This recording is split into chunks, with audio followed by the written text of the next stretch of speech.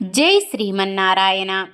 ధనుర్మాసమంతా ఉదయం సాయంత్రం ఇల్లు శుభ్రం చేసి దీపారాధన చేయడం వల్ల మహాలక్ష్మి కరుణ కటాక్షాలు సిద్ధిస్తాయి. ధనుర్మాసం విష్ణువుకి చాలా ప్రత్యేకమైనది.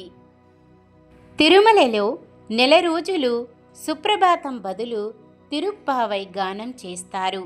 విష్ణు ఆలయాల్లో ఉదయం అర్చనలు చేసి నివేదనలు చేసి వాటిని పిల్లలకు పంచుతారు. ఇలా చేయడాన్ని బాలభోగం అంటారు. అలాగే ధనుర్మాసం దేవతలకి బ్రాహ్మీ ముహూర్తం లాంటిది. ఈ మకర కర్కాటక సంక్రాంతులలో స్నానం, దానం, హోమం, వ్రతం, పూజలు చేయడం చాలా మంచిది. ధనుర్మాసానికి ఎందుకంత విశిష్టత? ధనుర్మాసం వచ్చిందంటే ఆలయాల్లో పండుగ వాతావరణం నెలకొంటుంది. విష్ణుమూర్తికి ప్రీతికరమైన మాసం కావడం వల్ల వైష్ణవులు ధనుర్మాస వ్రతం ఆచరిస్తారు.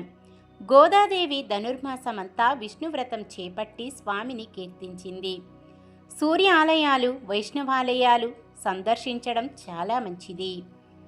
ధనుర్మాసం అంటే దివ్య ప్రార్థనకు అనువైన మాసమని అర్థం. ధనుర్మాసం తెలుగు సంస్కృతిలో ఒక భాగం. దేవాలయాల్లో ఆండాలమ్మ పూజ, తిరుప్పావై పఠనం, గోదా కళ్యాణం, ప్రసాదాలు మొదలైనవి ధనుర్మాసంలోనే నిర్వహిస్తారు.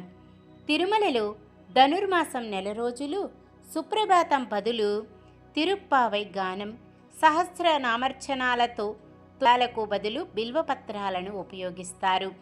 ధనుర్మాసంలో ఉదయం సాయంత్రం దీపారాధన చేయడం వల్ల లక్ష్మీదేవి అనుగ్రహంతో పాటు దరిద్రం దూరమవుతుంది.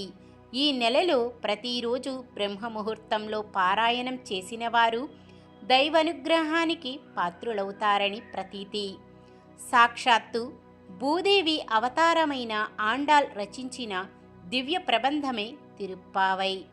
ద్రావిడ భాషలో తిరు అనగా పవిత్రం, పావై అనగా వ్రతం అని అర్థం. వేదాలు, ఉపనిషత్తుల సారమే తిరుప్పావై అని మన పురాణాలు పేర్కొన్నారు. ధనుర్మాసంలో విష్ణువును మధుసూదనుడు అనే పేరుతో పూజించి మొదటి 15 రోజులు చక్కెర పొంగలి లేదా పులగం స్వామికి నైవేద్యంగా సమర్పించాలి. తర్వాత 15 రోజులు దధ్యోజనం అర్పించాలి. పెళ్లి కాని అమ్మాయిలు ఇంటి ముందు ముగ్గులు, గొబ్బిళ్లతో పూజలు చేయడం వల్ల తాము కోరిన వరుడు లభిస్తాడు. ఇంకా ఉంది నెక్స్ట్ వీడియోలో, తప్పకుండా చూడండి. వీడియోని లైక్ చేయండి.